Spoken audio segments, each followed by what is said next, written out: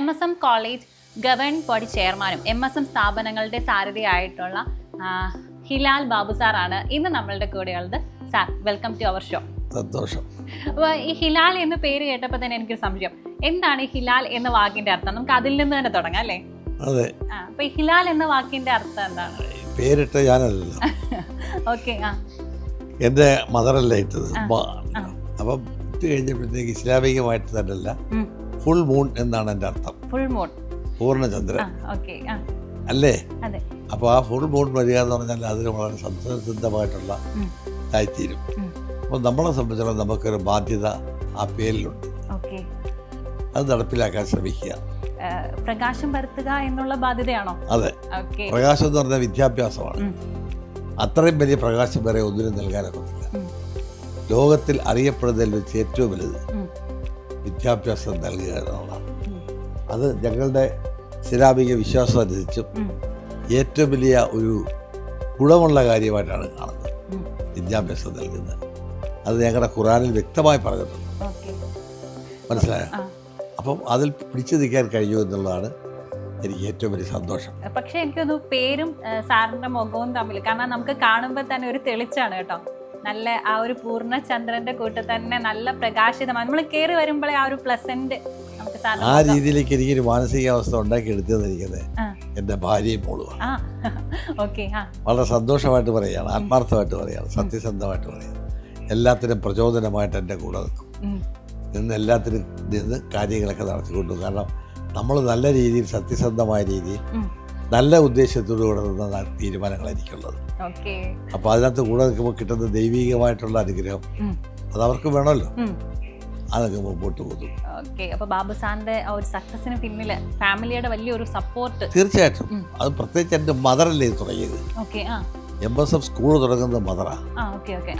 മകൾക്ക് മദറിനെന്താ വലിയ വിദ്യാഭ്യാസ ഇതൊന്നും ഇല്ലായിരുന്നു, ക്വാളിഫിക്കേഷൻ. പക്ഷെ എന്നാലും സ്വന്തമായിട്ടൊരു വിൽ പവറിൽ തുടങ്ങിയാണ് ഈ സ്ഥാപനത്തിൻ്റെയൊക്കെ വളർച്ചയ്ക്ക് കാരണമായത്. എനിക്ക് തോന്നുന്നു അന്ന് സ്ത്രീകളൊന്നും മുഖ്യധാരയിലേക്ക് അത്രയും വരാത്തൊരു കാലഘട്ടത്തില്ല. എസ്പെഷ്യലി മുസ്ലിം സ്ത്രീകൾ തീരെയും വരുന്നില്ല. അവർക്ക് വിദ്യാഭ്യാസ സ്ഥാപനങ്ങളിൽ പോയി പഠിക്കാൻ പോലും പോകത്തില്ല, വീട്ടിൽ തന്നെ. അപ്പോൾ ആ ധാരണയിൽ ഇരിക്കുന്ന കാലഘട്ടത്തിലാണ് എൻ്റെ ഉമ്മ ഇതിനകത്തൊക്കെ ഇരുന്ന് മുമ്പോട്ട് കൊണ്ടുവരുന്നത്. ആ ഓർമ്മയ്ക്കാണ് ഞാൻ BEd കോളേജിൽ ജമീല ബീവി എന്ന് പേരിട്ടത്. മനസ്സിലായോ? ഫാദറിന്റെ പേരിലുള്ള സ്ഥാപനം ഉണ്ടല്ലോ, PKKSM ഹയർ സെക്കൻഡറി സ്കൂൾ, മദറിന്റെ പേരിൽ കിട്ടി. ഇത് രണ്ടും വളരെ ആത്മാർത്ഥമായിട്ട് നടക്കുന്നു. ഇനി അടുത്ത എൻ്റെ ഒരു ആഗ്രഹം ഏത് സ്ഥാപനം വന്നാലും എൻ്റെ വൈഫിന്റെ പേരിലായിരിക്കും. ഉടൻ തന്നെ ആന്റിയുടെ പേരിൽ നല്ലൊരു സ്ഥാപനം ഞാൻ ഹോസ്പിറ്റലാണ് ഉദ്ദേശിക്കുന്നത്. കാരണം സാധാരണക്കാർക്ക് അതുകൊണ്ട് പ്രയോജനം ഉണ്ടാകും. മോനിവിടെ വന്നിട്ട് ലണ്ടനിൽ വന്നിട്ട് വലിയ ഹോസ്പിറ്റലാണ് എൻ്റെ ആഗ്രഹം. അതിന് പ്രാർത്ഥിക്കണം. ഉറപ്പായിട്ടും. അപ്പോൾ സാറിൻ്റെ ആഗ്രഹം പോലെ നടക്കട്ടെ. സാർ എങ്ങനെയാണ് ഒരു വിദ്യാഭ്യാസ മേഖലയിലേക്ക്, പ്രത്യേകിച്ച് കേരള യൂണിവേഴ്സിറ്റിയിലെ സിൻഡിക്കേറ്റ് മെമ്പറായിട്ടൊക്കെ സേവനം 10 വർഷത്തോളം നീണ്ട നാൾ സേവനം അനുഷ്ഠിച്ചു. എങ്ങനെയാണ് ആ ഒരു മേഖലയിലേക്ക് കടന്നു വന്നത്? എനിക്ക് നേരത്തെ മുതൽ തന്നെ ഞാൻ കേരളത്തിൽ പഠിച്ചത് തിരുവനന്തപുരത്താണ്. അവിടെ LMS എന്ന് പറഞ്ഞൊരു ചെറിയ സ്കൂളുണ്ടായിരുന്നു. അത് കഴിഞ്ഞ് അവിടുത്തെ അന്നത്തെ കാലത്തെ ഏറ്റവും വലിയ പ്രാഗൽഭ്യമുള്ളൊരു സ്കൂളാണ് model school, government model school Thycaud. അവിടെ അഡ്മിഷൻ കിട്ടാതെ it is very difficult. Meritorious സ്റ്റുഡൻസിനെ കൊടുക്കത്തുള്ളൂ. അങ്ങനെ അവിടെ പഠിച്ചു. അത് കഴിഞ്ഞ് നേരെ യൂണിവേഴ്സിറ്റി കോളേജ് വന്ന് BA പാസ്സായി. പിന്നെ ഞാൻ നേരെ അലിഗറിലേക്ക് പോയി. അലിഗർ യൂണിവേഴ്സിറ്റിയിൽ പോയി MA പഠിച്ചു. അപ്പോൾ അന്ന് എന്നോടൊപ്പം ഉണ്ടായിരുന്നതാണ് നമ്മുടെ വിദ്യാഭ്യാസ മന്ത്രിയായിരുന്നത് അബ്ദുൾ റബ്ബ്. അങ്ങനെയുള്ള കുറച്ചധികം ആളുകൾ മലബാറിൽ നിന്നുള്ളവരുണ്ട്. അപ്പോൾ ആ ഒരു വിദ്യാഭ്യാസത്തിലേക്ക് പോയതിൻ്റെ പ്രേരണയാണ് ഇതിനൊക്കെ ലഭിച്ചത്. കാരണം നമുക്കൊരു വിദ്യാഭ്യാസ സ്ഥാപനം തുടങ്ങുകയാണെങ്കിൽ ഇവിടെ പഠിക്കുന്ന കുട്ടികൾക്ക് കൊടുക്കുന്ന വിദ്യാഭ്യാസം, ആ വിദ്യാഭ്യാസത്തിന് ഒരിക്കലും വിലമതിക്കാനാവാത്ത ഗുണം കിട്ടുമെന്നുള്ളതാണ്. ഒരിക്കലും വിലമതിക്കാൻ പറ്റത്തില്ല. കാരണം വിദ്യാഭ്യാസം സർവ്വതിനാൽ പ്രധാനമെന്ന് പറയത്തില്ലേ. പ്രത്യേകിച്ച് ഞങ്ങളുടെ ഇതിൻ്റെ വിശ്വാസപ്രകാരം അനുസരിച്ച് ഇത് സാലിഹായ ഒരു അമൽ എന്ന് പറയും. ഇത് നല്ല ശ്രേഷ്ഠമായിട്ടുള്ള പുണ്യകർമ്മം. അപ്പോൾ ഒരു പുണ്യകർമ്മത്തിലേക്ക് പോകുന്നു. ഇപ്പോൾ എൻ്റെ ഭാര്യയും മോളും അത് തന്നെ മുമ്പോട്ട് കൊണ്ടുപോകും. അപ്പോൾ ഇനിയും കൂടുതൽ സ്ഥാപനങ്ങൾ വരും. നിങ്ങളുടെയൊക്കെ പ്രാർത്ഥന ഉണ്ടാകണം. നമുക്ക് ഒത്തു നിൽക്കണം. ഓക്കെ. അപ്പം MSM കോളേജ് എടുത്തു പറയേണ്ട ഒന്നാണ്. കാരണം ലക്ഷക്കണക്കിന് വിദ്യാർത്ഥികൾ അവിടുന്ന് പഠിച്ചു. ഇഷ്ടംപോലെ പേര് ഇപ്പോഴും അവിടെ ജോലിയിൽ ചെയ്യുന്നുണ്ട്. പ്രഗത്ഭരായ ധാരാളം വ്യക്തികളാണ് അവിടുന്ന് പഠിച്ചിറങ്ങിയത്. അപ്പോൾ ആ ഒരു MSM കോളേജ് സ്ഥാപിക്കുക അല്ലെങ്കിൽ അതിലേക്ക് എത്തിയത് എങ്ങനെയാണ്? MSM കോളേജ് സ്ഥാപിച്ചതിൻ്റെ വാപ്പാണ്. ഓക്കെ. സാമൂഹികമായിട്ടും രാഷ്ട്രീയമായിട്ടും ഒരുപാട് ബന്ധങ്ങളുള്ള ആളാണ്. കേരള സംസ്ഥാന ഭാഗ്യക്കുറി ഉണ്ടാക്കിയ മന്ത്രി, ഫിനാൻഷ്യൽ എന്റർപ്രൈസസ് ഉണ്ടാക്കിയ മന്ത്രി, ധനകാര്യ വകുപ്പ് മന്ത്രി എന്ന നിലയിൽ പ്രഗത്ഭനാണ്. അതിനേക്കാൾ നിങ്ങളൊക്കെ അറിയാത്തൊരു വാർത്തകളുണ്ട്. 1954 ആരോഗ്യവകുപ്പ് മന്ത്രിയായിട്ടിരുന്നു. ഞാൻ ഇതെല്ലാം PSC കാണാതെ പഠിച്ചിട്ടുണ്ട് കേട്ടോ. കേട്ടപ്പോ ഞാൻ ആ കാണാതെ പഠിച്ച ആ വ്യക്തി PK കുഞ്ഞു മുഹമ്മദ് എന്നുള്ള പേര് ഞാൻ എത്ര തവണ കാണാതെ പഠിച്ചൊരു പേരാണ്. അതെ, നമ്മളെ കായംകുളത്ത് ഗവൺമെൻറ് ആശുപത്രിക്ക് വാപ്പയുടെ നാമത്തെ ആലിട്ട് അറിയോ? PK സാഹിബ് മെമ്മോറിയൽ ഗവൺമെൻറ് ഹോസ്പിറ്റലിൽ നിന്നല്ലേ.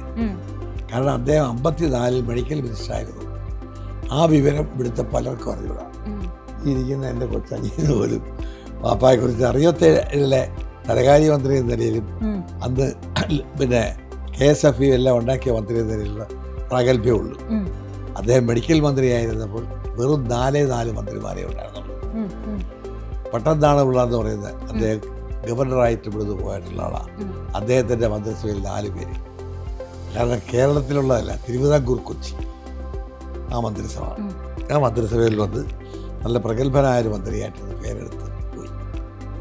അപ്പോൾ ഇത് കണ്ടപ്പോൾ ചെറുപ്പത്തിൽ ഞാൻ അന്ന് 8ാം ക്ലാസ്സിലും 7ാം ക്ലാസ്സിലും ഒക്കെ പഠിച്ചുകൊണ്ടിരുന്ന കാലത്ത് ഭരണത്തിന് വേണ്ടി എൻ്റെ വാപ്പ ചെലവഴിക്കുന്ന സമയവും പ്രവൃത്തിയൊക്കെ പത്രത്തിൽ വരുന്നതൊക്കെ വായിച്ച് ഒരു ആവേശം ഉണ്ടായിട്ടുണ്ട്. ഇത്രയും വലിയ രീതിയിലേക്ക് മുമ്പോട്ട് പോകുന്നത് എനിക്കും അതായിത്തീരണം എന്നൊക്കെ ഒരു ആഗ്രഹമുണ്ട്. ഏതായാലും പടച്ചവൻ സൃഷ്ടികർത്താവ് എൻ്റെ ആഗ്രഹം സാധിച്ചു തന്നു. വേറെ ഒന്നും ഉണ്ടാകണ്ട, വിദ്യാഭ്യാസം നൽകുക എന്നുള്ളത് സർവ്വനാൽ പ്രധാനം. അതിനുള്ള പ്രേരകം കിട്ടി. പിന്നെ അത് വളർത്തിക്കൊണ്ടുവരാൻ എൻ്റെ ഭാര്യയുടെയും മകളുടെയും സപ്പോർട്ട് കിട്ടി. അവരും എന്നോടൊപ്പം നിന്ന് എല്ലാ കാര്യത്തിലും മുന്നോട്ട് പോയിക്കൊണ്ടിരിക്കുകയാണ്. എനിക്ക് തോന്നുന്നു സാറിനൊരു ചെറുപ്പകാലം തൊട്ടേ ഈ ഒരു മേഖലയിൽ വളരെയധികം കാര്യങ്ങൾ ചെയ്യാൻ കഴിഞ്ഞിട്ടുണ്ട്. അങ്ങനെ വരുമ്പോൾ മറക്കാൻ കഴിയാത്തൊരു ഓർമ്മ അല്ലെങ്കിൽ അനുഭവം എന്ന് ചോദിച്ചാൽ എന്ത് പറയും? ഇത്രയും കാലത്തിനിടയിൽ അനുഭവം എന്ന് പറയുന്നത്, പല ആളുകളും എന്നെ കാണുമ്പോൾ സാർ ഇങ്ങനൊരു കോളേജ് ഉണ്ടായതുകൊണ്ടാണ് ഞങ്ങൾക്ക് ഈ നിലയിൽ എത്തിച്ചേരാൻ കഴിഞ്ഞത് എന്ന് പറയുമ്പോൾ ഉണ്ടാകുന്ന അവരുടെ കണ്ണ് നിറഞ്ഞുകൊണ്ടാണ് പറയുന്നത്. അത് വിടകം വെച്ചല്ല, വിദേശത്ത് വെച്ച്. വിദേശത്ത് ചെല്ലുമ്പോൾ ദുബായിലും അബുദാബിയിലും മലേഷ്യയിലും ഒക്കെ പോകും. അവിടെയൊക്കെ ചെല്ലുമ്പോഴാണ് അയ്യോ അത് സാറിന് എന്ന് പറഞ്ഞ് ഓടി വരും. സാർ എവിടെ വന്ന് ഇവിടെ താമസിക്കുന്നത്, ഞങ്ങൾ വേണം, ഇനി സാർ പോകുന്ന വരെ ഞങ്ങളെ വിടരുത്, ഞങ്ങളെല്ലാം സൗകര്യം സാറിന് ചെയ്തു തരും. ആ കിട്ടുന്നൊരു സാറ്റിസ്ഫാക്ഷൻ ഉണ്ടല്ലോ, അത് വില മതിക്കാനാവാത്തതാണ്. കാരണം നമുക്ക് വില കൊടുത്ത് വാങ്ങിക്കാനൊക്കുന്നൊരു ഇതല്ല, അവരുടെ മനസ്സിലിരിപ്പ്. കാരണം അവർക്ക് കൊടുത്തിട്ടുള്ള ആ നല്ല രീതിയിലുള്ള നമ്മുടെ പ്രോത്സാഹനവും എല്ലാ രീതിയിലുള്ള സഹായങ്ങളും അവർക്കത് നല്ല ശക്തിയായി മാറി. ആ ശക്തിയുടെ ഹൃദയത്തുടിപ്പാണ് അവരെനിക്ക് എന്നോട് കാണിക്കുന്നത്. അതെ അതെ, ഓക്കെ സാർ. അപ്പം ഇപ്പൊ തന്നെ ഏറ്റവും വലിയൊരു അച്ചീവ്മെന്റിൽ വലിയൊരു അവാർഡൊക്കെ നേടിയിട്ടിരിക്കുകയാണ്. അപ്പൊ അതിനെക്കുറിച്ച് സാറ് തന്നെ നമ്മുടെ ലിസണേഴ്സിനോടൊന്ന് പങ്കുവയ്ക്കും. അപ്പോൾ അങ്ങനെ ഒരു അവാർഡിന് ഞാൻ ആവശ്യപ്പെട്ടതല്ലല്ലോ, എന്നെ അറിഞ്ഞു കേട്ട് കൊണ്ടുവന്ന് തരാനിടയാക്കിയതൊരു അവാർഡ്. ആ അവാർഡ് തന്ന വ്യക്തി എന്ന് പറയുന്നത് KN ബാലഗോപാലാണ്, ധനകാര്യമന്ത്രി. അദ്ദേഹവും എൻ്റെ ആത്മസുഹൃത്തുക്കളും ഒക്കെ പങ്കെടുത്ത ഒരു അവാർഡാണ്. ആ അവാർഡ് രാഷ്ട്രീയ വ്യത്യാസത്തോടു കൂടിയാണ്. കാരണം ഞാൻ CPM ആണോ അല്ലെങ്കിൽ CPI ആണോ അങ്ങനൊന്നും നോക്കാതെ BJPയും CPIയും CPM-ഉം മുസ്ലിം ലീഗും എല്ലാ രാഷ്ട്രീയ പാർട്ടികളുടെയും പ്രതിനിധികൾ. വിദ്യാഭ്യാസം കൊടുക്കുന്നത് അങ്ങനെയല്ലേ? ഇപ്പൊ രാഷ്ട്രീയ മതമോ ഒന്നും നോക്കിയിട്ടല്ല, ഒന്നും നോക്കത്തില്ല. വിദ്യാഭ്യാസം കൊടുക്കുന്നത്, വിദ്യാഭ്യാസം മോളെ കൊടുക്കുക എന്നുള്ളത് നമ്മുടെ ബാധ്യതയാണ്. അപ്പോൾ അതിനകത്ത് ജാതിയും നോക്കരുത്, മതവും നോക്കരുത്, പിന്നെ രാഷ്ട്രീയവും നോക്കരുത്. പഠിച്ചു വരുന്നവർ പഠിക്കട്ടെ, അവർ പഠിച്ച് ഏതെല്ലാം വലിയ നിലയിൽ എത്തിച്ചേരും. ആ എത്തിച്ചേരുമ്പോൾ കിട്ടുന്ന അവാർഡാണ് അവരുടെ മനസ്സിൻ്റെ സന്തോഷം. അത് മതി നമുക്ക് വിലമതിക്കാനാവാത്തൊരു സ്വത്ത്. അങ്ങനെ പോകുന്നു. ഇനിയും തുടർന്നും നല്ല സ്ഥാപനങ്ങളൊക്കെ ഉണ്ടാക്കണമെന്നാണ് എൻ്റെ ആഗ്രഹം. എസ്പെഷ്യലി ഒരു നഴ്സിംഗ് കോളേജും മെഡിക്കൽ കോളേജും.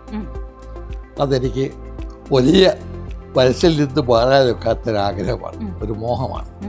കാരണം സാധാരണക്കാരായിട്ടുള്ളവർക്ക് ഏറ്റെടുക്കാൻ പറ്റുന്നൊരു വിദ്യാഭ്യാസമാണ് നഴ്സിംഗ് കോളേജ്.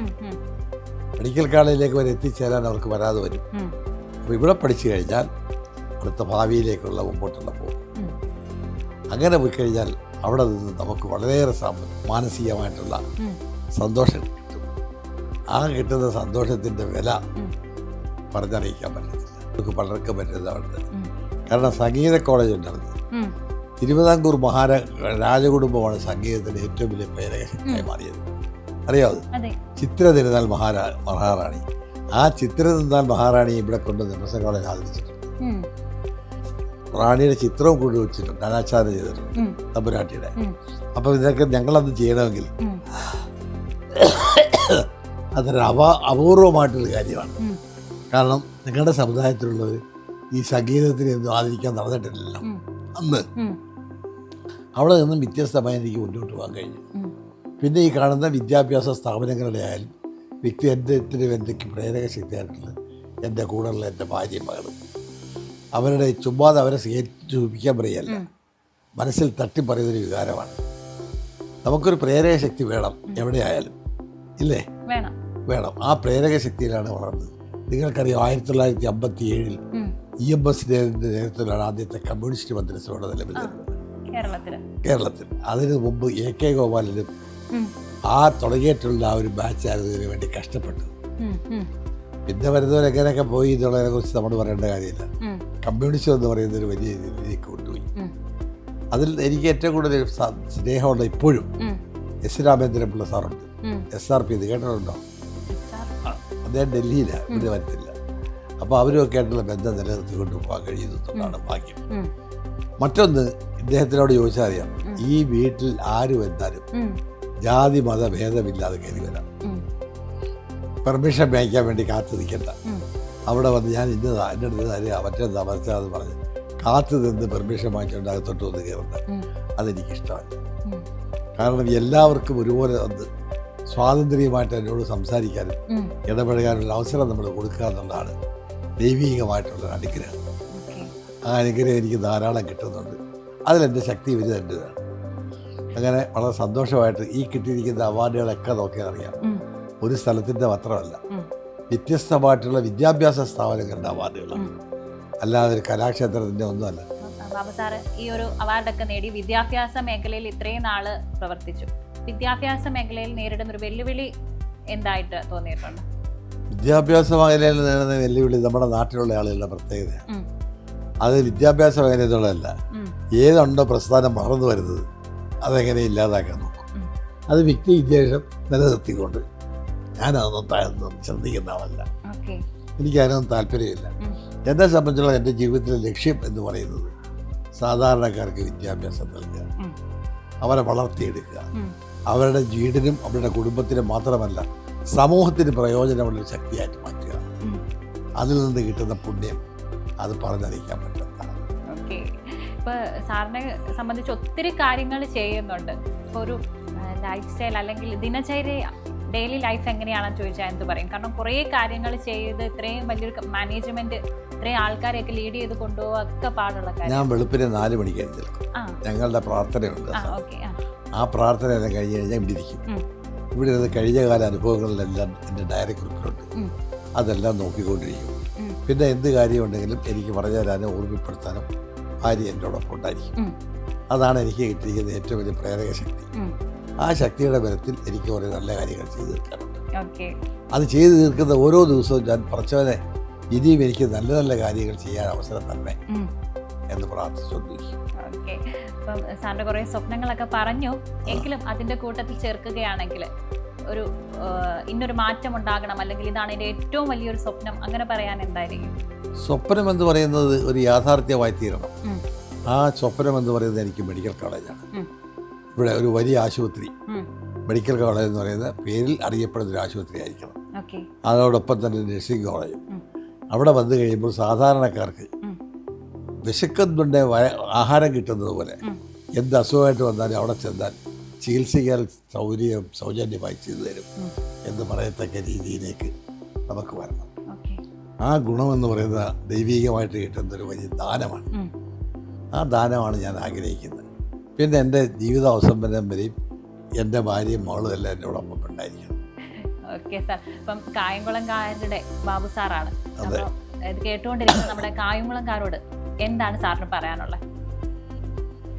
നന്മ നിറഞ്ഞൊരു ജീവിതത്തിന് വേണ്ടി അവരും ശ്രമിക്കുക, ഓക്കെ. അവരുടെ കുടുംബത്തെ വളർത്തിയെടുക്കുകയും അതോടൊപ്പം തന്നെ പരിസരത്തുള്ള അവരുടെ വീടിൻ്റെ പരിസരത്തുള്ളവർക്ക് ദോഷം വരാതെ രീതിയിൽ നമ്മൾ മുമ്പോട്ട് പോവുകയും ചെയ്യും. അതാണ് വലിയ കാര്യം. ഓക്കെ.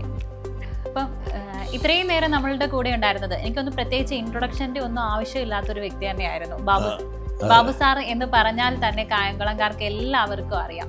MSM കോളേജ് അല്ലെങ്കിൽ സ്കൂള് അതിൻ്റെ സേവനങ്ങൾ കൈപ്പറ്റാത്തവർ അല്ലെങ്കിൽ ഒരിക്കലെങ്കിലും ആ വിദ്യാലയത്തിലേക്ക് കടന്നു വരാത്തവരായിട്ട് ആരും തന്നെ ഈ ഒരു ആലപ്പുഴ ജില്ലയെ തന്നെ കാണുമെന്ന് എനിക്ക് സംശയമാണ്.